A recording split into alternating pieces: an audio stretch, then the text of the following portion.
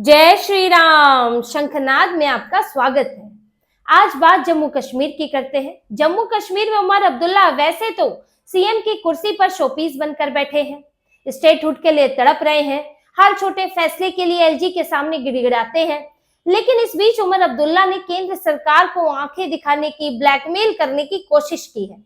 और blackmail statehood के लिए और इसीलिए स्थानीय निकाय चुनाव जो वहां पर होने हैं, यानी कि नगर निगम, पंचायत और ब्लॉक डेवलपमेंट काउंसिल के चुनाव, उनमें जानबूझकर देरी करा रहे हैं। क्योंकि इन चुनाव की घोषणा मुख्यमंत्री ही करते हैं वहां पर, क्योंकि विधानसभा का चुनाव हो चुका है, तो ये काम उमर अब्दुल्ला का है और वो इसमें देरी करा रहे हैं। जबकि उनसे मांग भी की गई है। जम्मू कश्मीर पंचायत के प्रेसिडेंट जो हैं, उन्होंने ये कहा है कि आप जल्द से जल्द चुनाव कराएं।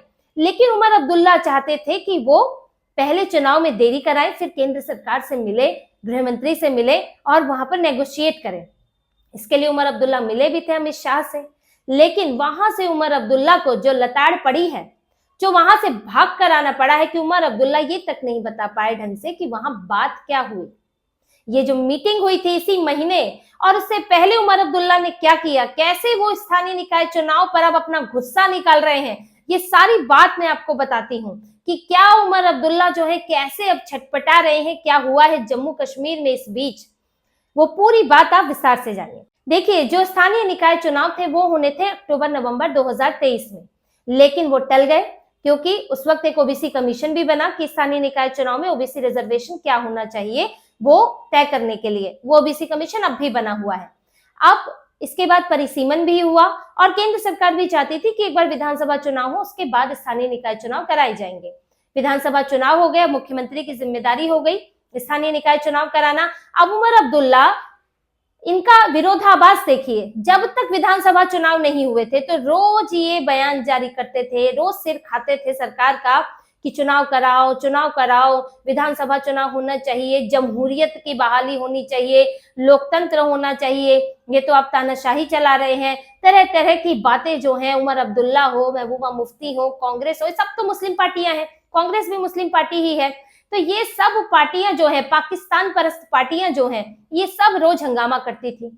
लेकिन जब आपको विधानसभा के चुनाव में तो लोकतंत्र दिखता है, लेकिन स्थानीय निकाय चुनाव में लोकतंत्र नजर नहीं आता इन्हें, वो लोकतंत्र के लिए जरूरी नहीं है।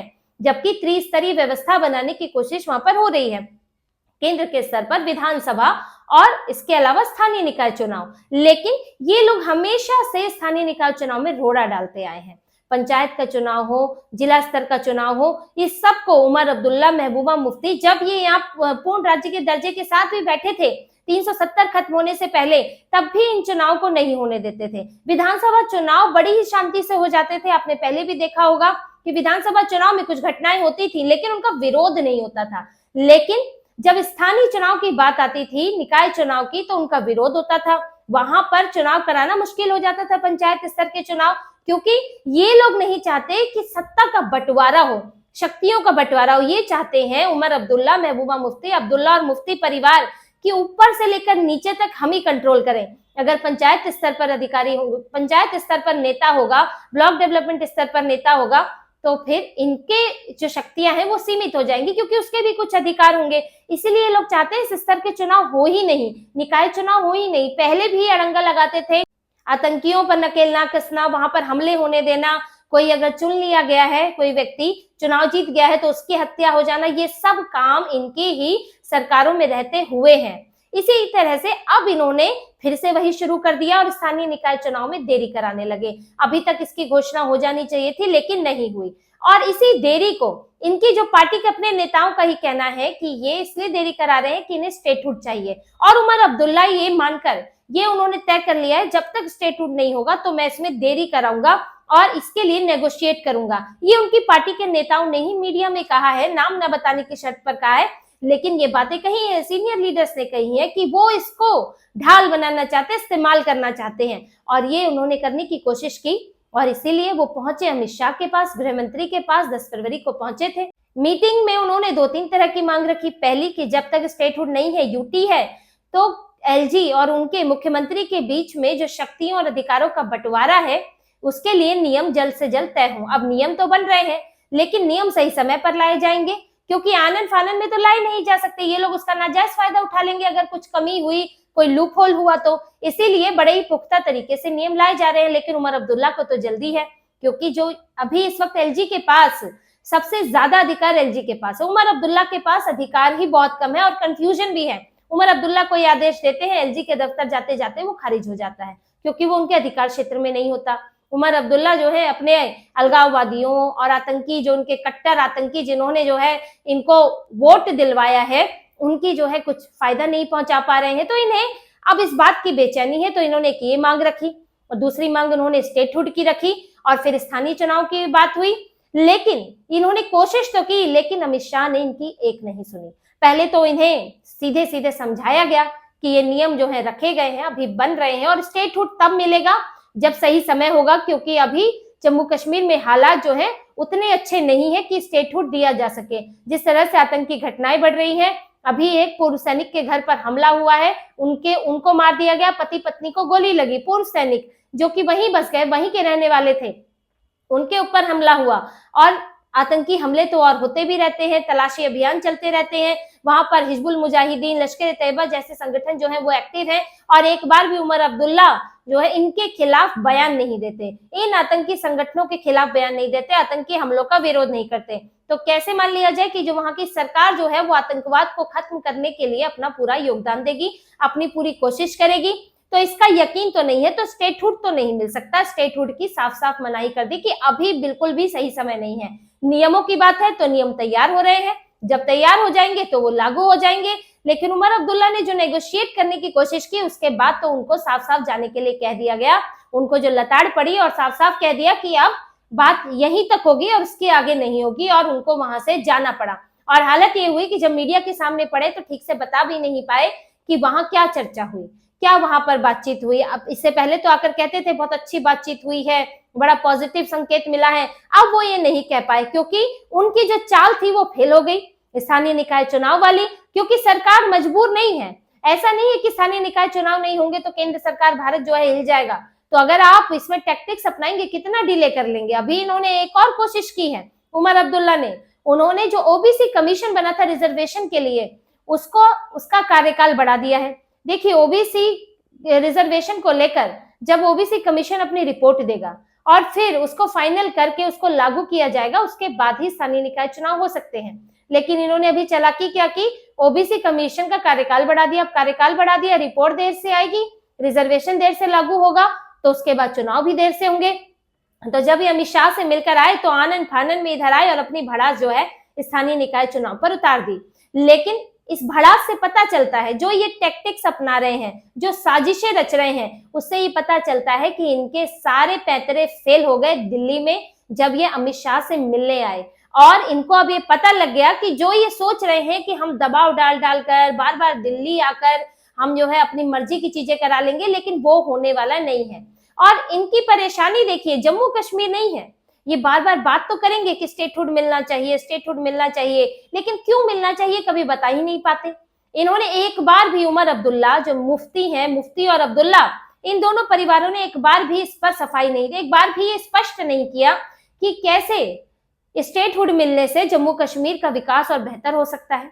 अगर यूटी रहते ही विकास अच्छा हो रहा है, अगर एलजी के तहत विकास अच्छा हो रहा है, तो और क्या चाहिए? इन्हें क्या, इन्हें चाहिए अपना पूरा अधिकार, अपनी तानाशाही, अपनी राजशाही चाहिए अब्दुल्ला और मुफ्ती को, क्योंकि कभी ना कभी तो मुफ्ती भी सरकार में आएंगी। अब्दुल्ला अब तो सरकार में बैठे हुए हैं, उन्हें अपनी राजशाही चाहिए, जो ये पहले करते थे कि इनके पास जब पूर्ण राज्य था और 370 भी था, तब तो हटा भी नहीं था, तो ये ब्लैकमेल करते थे, हर छोटी चीज के लिए ब्लैकमेल करते थे, केंद्र की योजनाओं को लागू नहीं होने देते थे, वहां पर केंद्रीय एजेंसियों के लिए काम करना मुश्किल होता था। लेकिन अब तो ऐसा नहीं है, अब आतंकियों पर कार्रवाई हो रही है, अलगाववादियों पर कार्रवाई हो रही है। तो उमर अब्दुल्ला के सामने मुश्किल ये है कि वो करे तो क्या करे, विकास से तो कोई मतलब नहीं है, इन्हें तो अपना विकास चाहिए जो ये खूब कर चुके। इनको शक्तियां चाहिए ताकि पूरे राज्य को अपनी मुट्ठी में रख सके, अब वो शक्तियां इन्हें मिल नहीं पा रही हैं और इसीलिए इनमें बेचैनी है। अब इन्होंने जो चुनाव जीता, वो चुनाव इन्होंने किसके बूते जीता? अलगाववादियों के बूते जीता।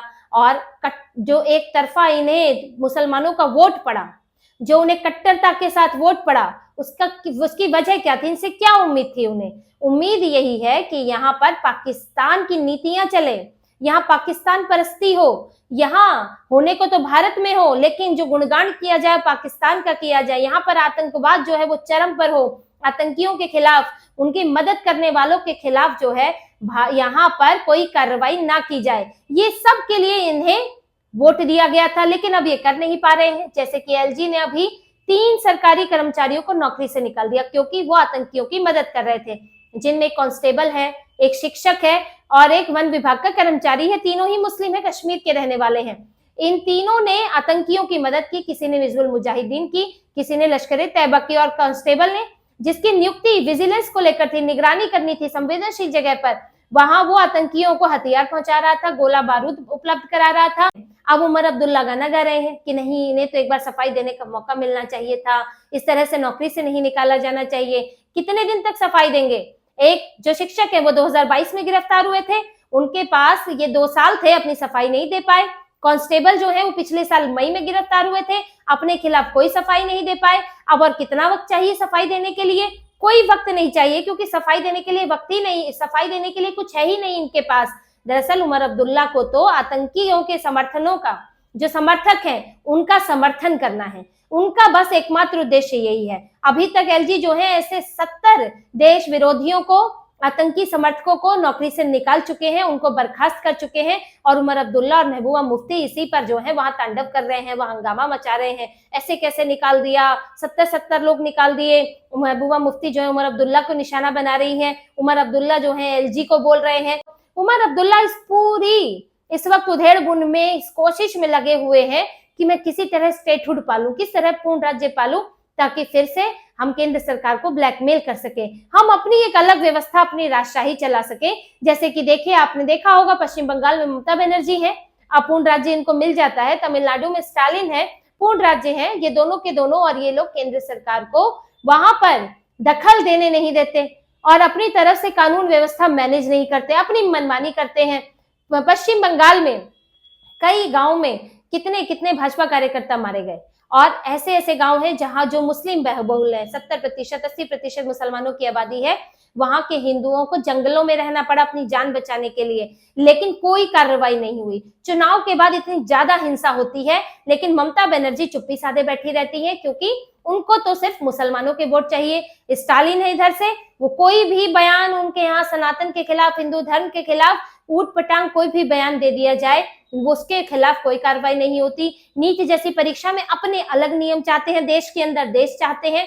तो यही ख्वाहिश जो है उमर अब्दुल्ला भी कर रहे हैं कि उन्हें पूर्ण राज्य का दर्जा मिल जाए और वो उसको अपनी फिर से रियासत बना ले। तो इसी में उमर अब्दुल्ला दोनों तरफ से फंसे हैं। केंद्र सरकार, एलजी, उनकी कोई सुनता नहीं है। महबूबा मुफ्ती दूसरी तरफ से उनकी आलोचना करती रहती है, सवाल उठाती रहती है, और जिन कट्टर लोगों के समर्थन से वो जीते हैं वो भी उनसे जो है सवाल पूछते हैं कि भाई हमारे वोट का हमें फायदा कब मिलेगा।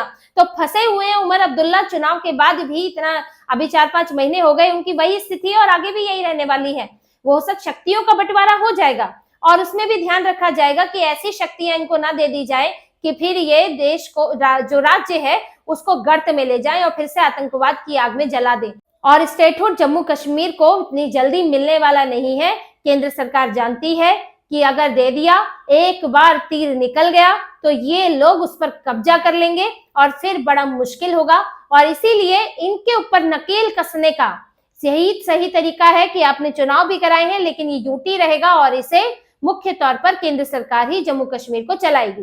तो इसी तरह की और खबरें और विश्लेषण आपके लिए लाते रहेंगे। हमसे जुड़े रहिए, सब्सक्राइब कीजिए, कमेंट कीजिए। बहुत बहुत धन्यवाद। जय श्री राम।